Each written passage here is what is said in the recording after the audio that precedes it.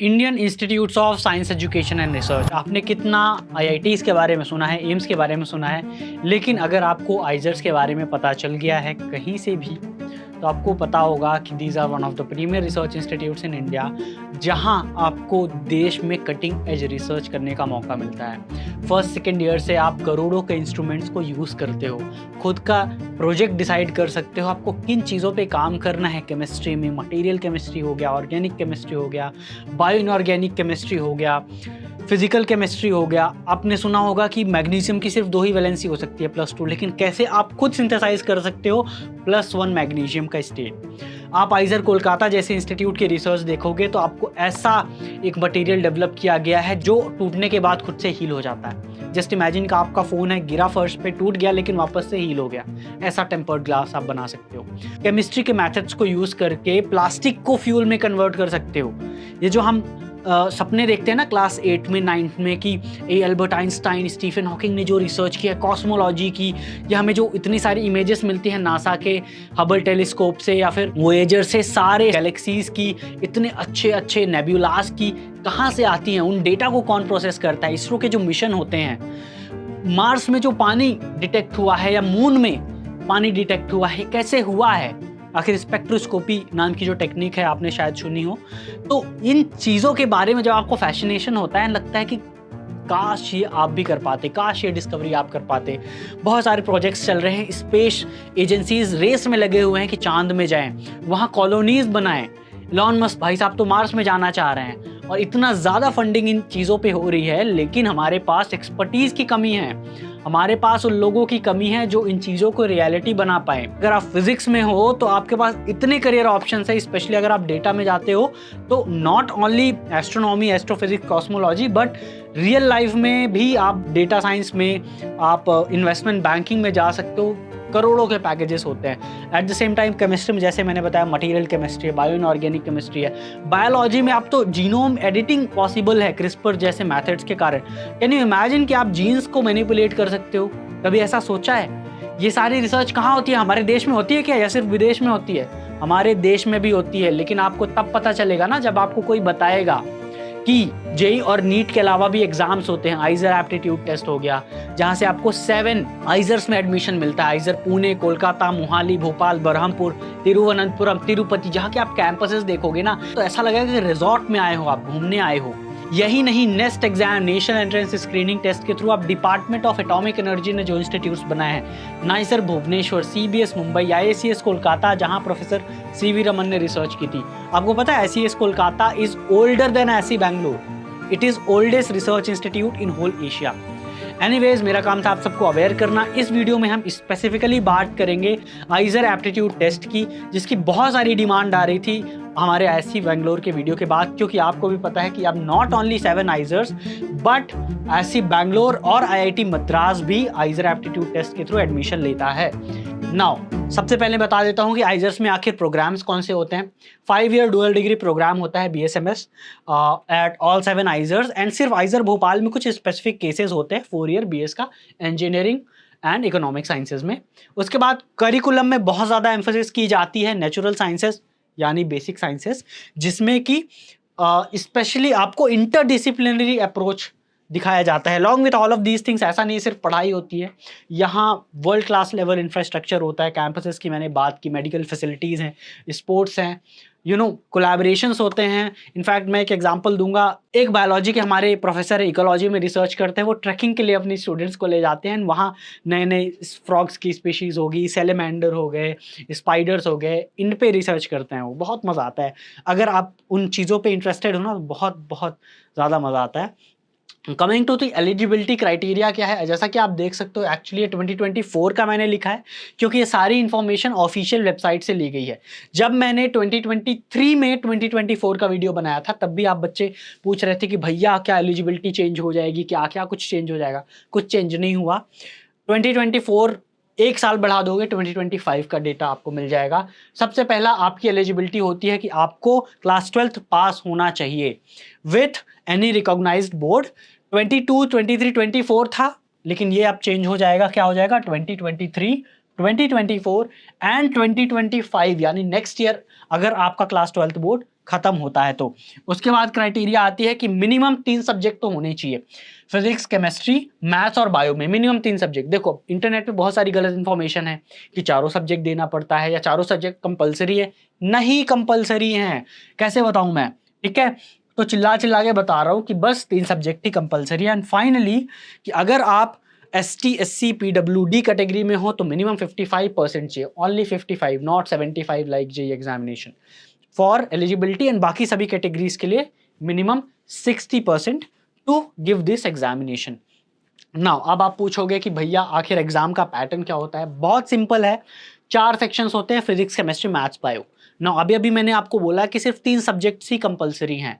4 subjects तो चारों कर दोगे बहुत बढ़िया है, 3 करोगे आपकी मर्जी है। जो लोग चारों करते हैं PCMB स्टूडेंट्स को एक एक्स्ट्रा एडवांटेज होता है, इसीलिए मैं जनरली बच्चों को रिकमेंड करता हूं कि जेई के बच्चे थोड़ा सा भी अगर अच्छे से बायोलॉजी पढ़ लेंगे, रिवाइज कर लेंगे, एनसीईआरटी पढ़ लेंगे, तो आप बायोलॉजी में 3-4 क्वेश्चन करोगे ना, आपके 20 नंबर आ जाएंगे। 20 नंबर में सोचो आपकी कितनी रैंक इंप्रूव हो जाएगी।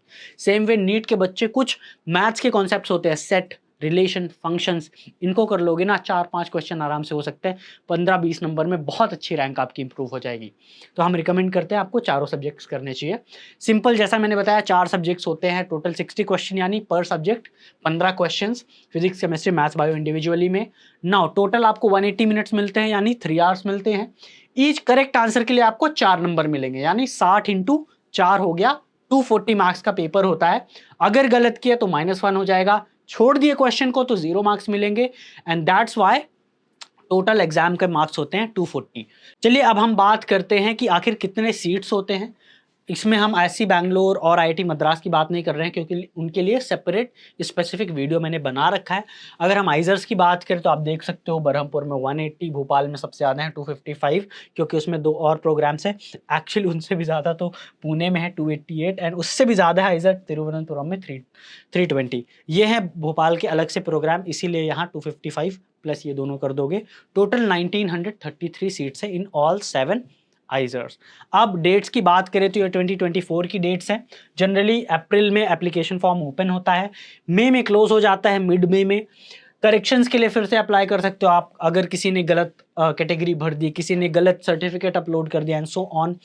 आपका एडमिट कार्ड रिलीज हो जाता है इन जून। एग्जाम हुआ था अराउंड 1st और 2nd वीक का जो संडे आता है ना जून में, हर साल तभी होता है। एंड आंसर की आपकी उसी दिन रिलीज हो जाती है। जैसे ही आप एग्जाम सेंटर से घर आओगे आपको आंसर की मिल जाएगी, अपने आंसर्स मैच कर सकते हो।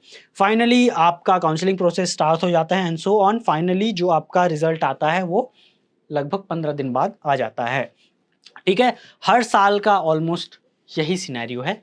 चलिए अब बात करते हैं एग्ज़ाम फीस की। अब मुझे आप पूछोगे भैया आपको इतना क्यों पता है हर साल का, क्योंकि पिछले 3 साल से हम IAT के लिए गाइड करते आ रहे हैं बच्चों को। एग्ज़ाम फीस की, एप्लीकेशन फ़ीस की बात करें अगर, तो 2000 रुपये है for all of these categories, 1000 rupees for PWD, Kashmiri migrant and ST SC, ठीक है।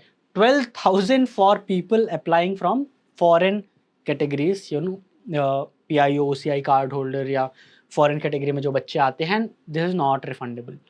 Now coming to the cut off marks, ये बहुत ही इंपॉर्टेंट सेक्शन है आप सभी बच्चों के लिए। Actually this is not the marks, this is the rank जो मैं बता रहा हूँ।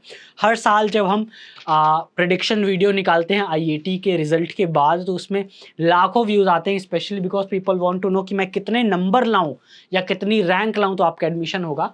ये मैंने ऑफिशियल वेबसाइट से पूरा डेटा लिया है, 2024 की IAT काउंसलिंग से लिया है। अब इसमें भी जो वेबसाइट में ना बहुत लंबा डेटा था, हर एक राउंड का था, जिसका मैं आपको लिंक या PDF आपको हमारे SciAstra ऐप में फ्री मटेरियल सेक्शन में जाओगे ना, पूरा PDF आपको मिल जाएगा कि हर राउंड में हर एक IISER के लिए, हर एक कैटेगरी के लिए क्या कट ऑफ गया था।